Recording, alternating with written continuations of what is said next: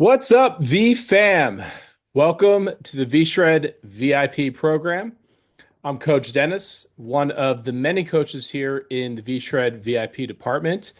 And today, my goal is to present to you the big picture, the three phases of getting shredded and happy. Now, you may have heard of our three-phase approach, but you likely aren't sure what it's all about or how it relates to you. So today I'm going to go over exactly how I coach the three phases. Again, I'm calling this presentation the big picture. So if you have an inquisitive mind, you should leave this presentation with more questions than you began with.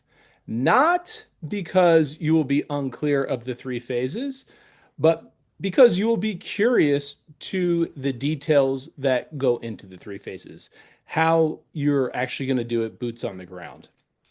And that's exactly what we want. We want engaged clients who participate in the dialogue and decision making of their own journey. So after today, you will be in a more informed position to engage with your coach and get the dream body that you're looking for. So let's get into it. Okay. Phase one, this is what we call the metabolic reset. In this phase, we'll focus on hormones, specifically on anabolic hormones such as insulin, testosterone, and human growth hormone. Now, your coach may never say this explicitly to you, but that's really what we're doing under the hood. And crucially, we'll be focusing on as well mindset and happiness. And we're going to touch on that here at the end. The primary strategies for improving insulin sensitivity are carb cycling and strength training. Carb cycling is a strategy that limits carb intake 4 out of the 7 days each week. 3 of those days will be very low carb days. 2 will be moderate carb, still with a focus on fibrous carbs. And 2 of the days of the week will include a higher carbohydrate intake.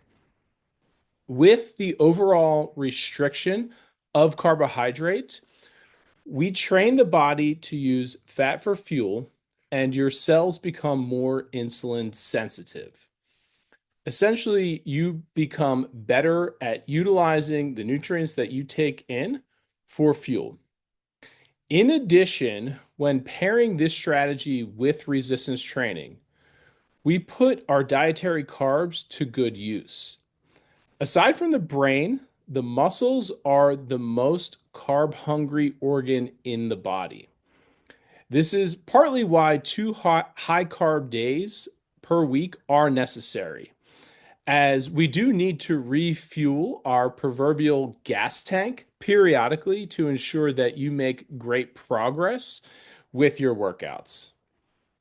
Finally, as we prioritize resistance training, due to the fact that training the muscles creates the most robust acute increases in testosterone and human growth hormone, the combination of improved insulin sensitivity, increased testosterone, increased growth hormone creates an internal metabolic cocktail that delivers a more fat burning, less stress, better mood, better physique, and more permanent increases in your resting metabolic rate. It's a cocktail that makes you a metabolic champion. Your muscles, by the way, are a great determiner of your resting metabolic rate. So, as we improve muscle strength, muscle size, we become better fat burners. And this will also dictate how toned you actually look. So there is such a thing as skinny fat. It's not just about being lighter on the scale, it's about looking better in the mirror. Lastly, this is really crucial if you're still not fully bought in on resistance training. Did you know that after resistance training, your muscles secrete small peptides called myokines into your cells? They flood the cells of your body, and these create an elevated mood. In the science community, these are known colloquially as the hope molecules. Okay. This is just one more reason why resistance training is preferred over excess cardio. Resistance training will leave you happy, hopeful, and empowered. On the flip side, excess cardio will leave you tired, hungry, and stressed if overdone. Excess cardio can increase daily levels of cortisol, which is associated with belly fat. Okay. It's associated with hunger. So we want to help you feel your best while you are in a calorie deficit. Finally, other areas of focus during the metabolic reset are focused on high protein whole foods, stress management, and quality sleep. So, in a nutshell, during the metabolic reset, we are going to be restricting calories. We're going to be restricting carbohydrates. We're going to be focusing on strength and muscle tone through resistance training. This is going to improve our metabolism and improve our state of well being. So, how long should you be in phase one? How do you know when it's time to enter phase two? Okay.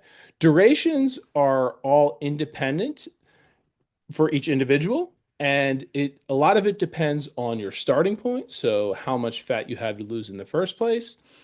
It depends on your rate of progress and your desired exit point. Everybody will have their own sort of eyeball method for determining when they feel they've arrived and it's time to move on.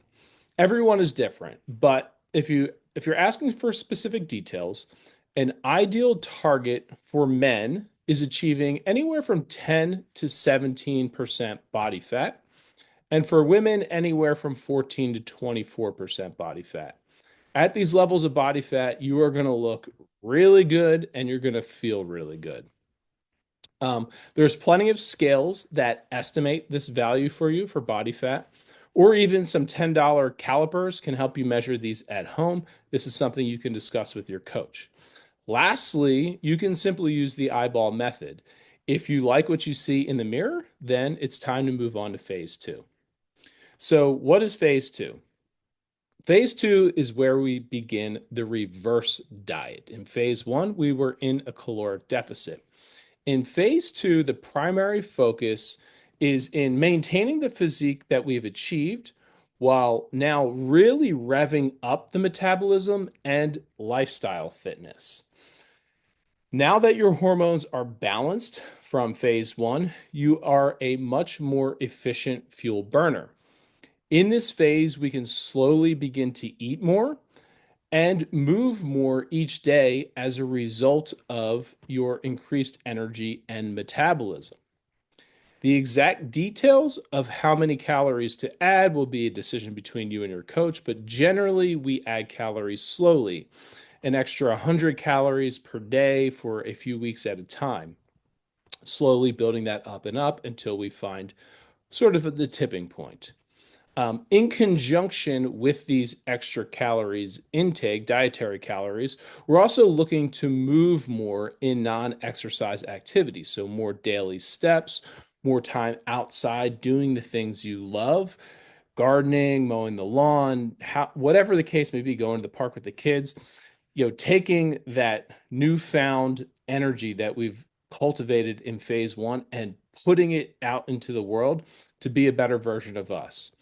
Um, all this while continuing your resistance training to continue improving your physique and happiness. We want to maintain that base of good muscle tone and get those hope molecules always flowing through us so that we feel great, we stay highly motivated, and we keep making fantastic changes in the mirror. This phase is a fairly straightforward process, but this is also the phase that requires the most attention to detail, as you will begin closely monitoring how your body reacts to more calories. There's a bit of an art to this. So, the extra accountability with your coach is very important. Um, you will also begin to track your non-exercise activity. So again, this phase is fairly straightforward. It's worth every bit of effort. However, people will you're going to discover new levels of energy and new levels of fitness that maybe you haven't experienced in decades. And you really want to get it right. So that extra layer of accountability, making sure you really do it right, is super important.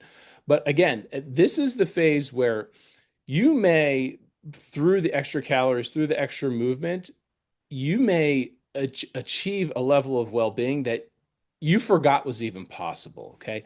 And that's really where we all want to be. And when you're there, then we know it's time to move on to phase three. So phase three could go one of two directions or both, depending on how you're feeling. Um, so this is what we would call maintenance or what we could call showtime, and I'll explain both. For many people, the lessons learned in phase one and phase two will leave them in a position where they feel great about their body. They feel empowered with the skill and knowledge to maintain their results. They've done the work, they've done the tweaking, they know exactly what they need to do, how many calories to eat, how much movement each day, what resistance exercises to maintain where they're at. And maybe all that's needed is some continued accountability to feel you before you feel like you're ready to kind of go out and do it on your own. But you should feel almost fully in control of your destiny at this point. That said, some people may opt for what I call showtime. Now that you've completely reset your metabolism, you've achieved this new state of energy and fitness, you may begin to wonder, what am I really capable of? And this is what I call being 6 weeks out. It's just an idea that I like. And the idea is to feel so good from your prior work that you're always 6 weeks out from a new challenge. Okay. Maybe that challenge is achieving washboard abs with some simple strategic dieting. Again, maybe going back into a calorie deficit. You could likely have those washboard abs within a quick 6 weeks. Or maybe that new challenge for you is doing a physical challenge. Maybe you want to run your best 5K. Again, now's the time where your hormones are reset, you're feeling so good. It's okay to go out and do some hard cardio and kind of challenge yourself to the next big thing. Maybe you want to hike a mountain, and your coach can help you for that showtime, for that race day. Of course, if we're talking climbing Mount Everest or, or just running a marathon, maybe it's more like 16 weeks out, a little further. But nonetheless, you will certainly be ready to crush any goal like a champion when you are in phase three. So it's really a decision. Do you want to maintain or do you want to go even bigger? Now, that's the general gist. That's the big picture of the three phases. That's how I coach everybody. Of course, everybody's on their own individual timelines, their own individual journey, but those are the big pieces that go into it. Now, to wrap it up, you may still be unsure of exactly where your needs fit into this because sometimes it could feel like we're maybe a little bit in each phase. Maybe you're already motivated to run a lot. And again, that's a discussion for your coach. I'm never usually going to prevent somebody from training for a marathon if that's already on their radar. But truthfully, we should be revisiting each of these phases from time to time throughout our life. I'll leave you with this simple example. I'm a triathlete. My favorite professional triathlete is Lionel Sanders. Lionel Sanders is a world-class champion, and he has a physique that looks etched out of granite. And I just love his mindset. I mean, the guy works so hard. Yet, even he, on a recent vlog, admitted he went to the doctor and got his blood work done, and it revealed that he was in a pre-diabetic state, meaning he was showing insulin resistance. So, how could this be possible? How could somebody who can go out and do a full Ironman and look completely shredded, be externally so fit, but internally not well. Well, he has spent too much time, over a decade now, in a high carbohydrate, high cardio, tons of cardio state of stress. And while he looks fit externally, his hormones need a reset. So, Lionel, if you're listening, I'd like to take you back to phase one and build you back up the right way.